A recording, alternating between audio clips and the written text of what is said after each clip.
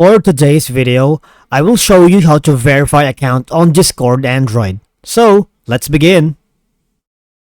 Okay, so when using Discord, you might have encountered a verification required message such as this one, which is one of the safety efforts here in Discord platforms, because Discord wants users to feel secure using this site, right? Now, the question is, why do you need to verify your account? All right, so the verification required message is part of the robust system to help protect both you and the communities on Discord. This means sometimes the system detects activity that calls for extra information.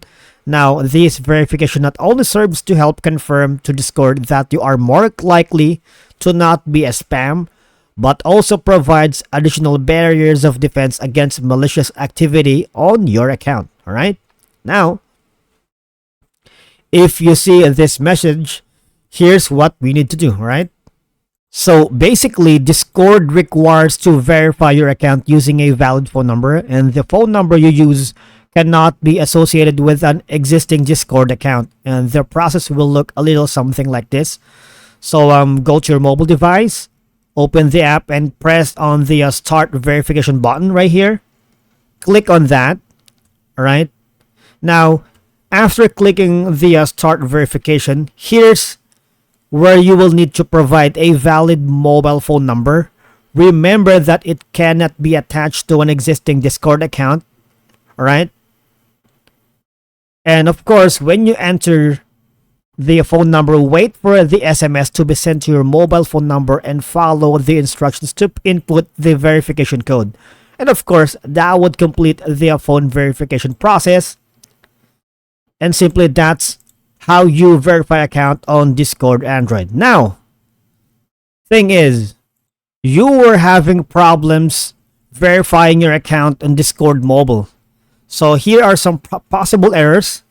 It could be invalid phone number. Just be sure to use a valid phone number, right?